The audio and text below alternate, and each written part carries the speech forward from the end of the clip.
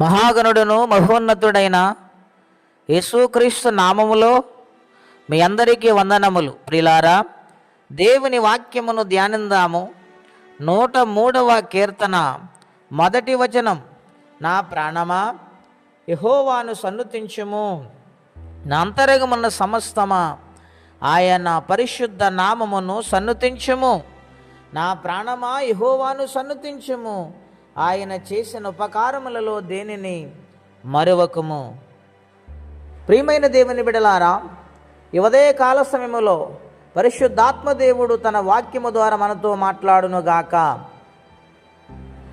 దావీదు మహారాజు తన ప్రాణముతో ఈ మాటలు చెప్పుకుంటూ ఉన్నాడు. ఆయన చేసిన ఉపకారములలో దేనిని మరవద్దని తన ప్రాణమును గూర్చి మాట్లాడుతూ దేవుని స్తుతిస్తూ ఉన్నాడు. అవును ప్రియులారా, దావీదు సౌలు భయము చేత పారిపోతున్న సమయములో తన ప్రాణాన్ని రక్షించుకొనుటకు ఎన్నోసార్లు ఆయన భయపడుతూ కొండల గుహలలో అరణ్యాలలో దాగి ఉన్నాడు. సౌలును తప్పించుకొనుటకు సౌలు తన చంపటానికి వచ్చినప్పుడు అతను పారిపోయాడు. కారణం ఏమిటంటే దేవుడు సౌలును అభిషేకించాడు గనుక అతన్ని మనం ముట్టకూడదు, అతనికి హాని చేయకూడదు. అతడు నా పట్ల హాని చేసినా నేను ఎడమగా ఉండటం మంచిది, దేవుడు నన్ను కనికరిస్తాడు అని మరణ భయముతో ఆయన పారిపోతున్నప్పుడు రాసిన కీర్తన. ఆయన ఉన్నతమైన రాజ్య స్థితిని కలిగి ఉన్నాను. తన ప్రాణం గూర్చి ఆయన స్తుతిస్తూ ఉన్నాడు దేవుని సన్నిధిలో. ఎందుచేతనగా 116వ కీర్తన 8వ వచనములో రాయబడింది, మరణము నుండి నా ప్రాణమును, కన్నీరు విడవకుండా నా కన్నులను, జారిపడకుండా నా పాదములను తప్పించేవాడు ఆయనే కదా.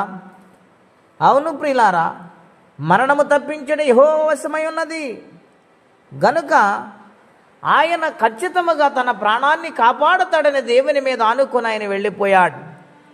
ఈ ఉదయకాల సమయంలో పరిశుద్ధాత్మదేవుడు మనతో మాట్లాడుచూ ఉన్నారు.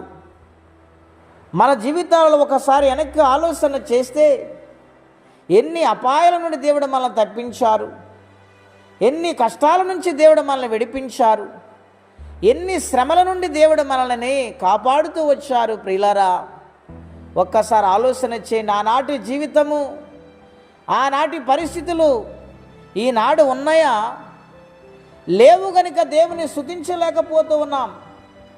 భక్తి జీవితము కలిగి యథార్థంగా దేవుని స్తుతించగలుగుతున్నామా? ఆనాటి ప్రార్థన ఈనాడు చేయగలుగుతున్నామా? ఆలోచన చేయమని ప్రభు పేరిట మనవి చేస్తూ ఉన్నాను. రాజు అయినప్పటికీ కూడా దావీదు తన ప్రాణమును గూర్చి దేవుని స్తుతిస్తున్నాడు.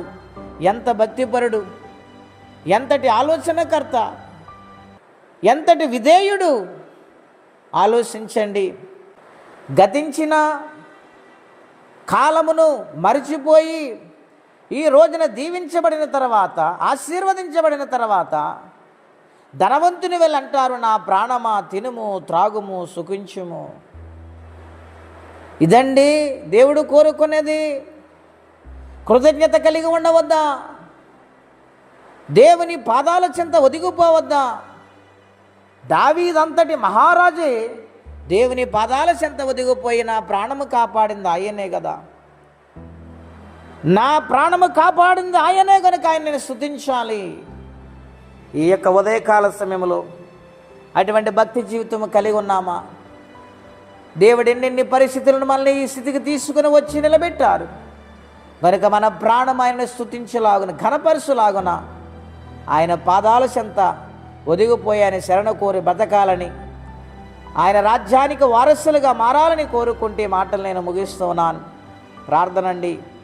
అత్యంత కృప కలిగిన దేవా, మహోన్నతమైన మీ నామం కొరకై వందనాలు. ఈ ఉదయ కాల సమయంలో నాయన ప్రాణమును గురించి మీరు మాతో మాట్లాడుతూ వచ్చారు.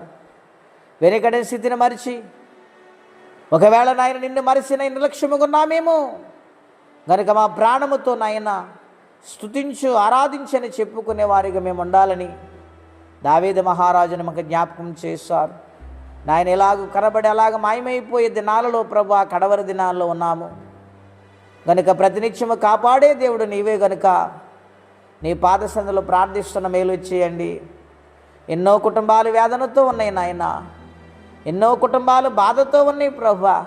దయచూపు నాయన ఆదరించు, ధైర్యపరుసు, సహాయం వచ్చేయమని ఈ దినమ దీవెనకరంగా మార్చమని యేసుక్రీస్తు వారి పుణ్యనామములో ప్రార్థించి స్తుతించి వేడుచున్నాము తండ్రి. ఆమేన్. దేవుడు దీవించునుగాక.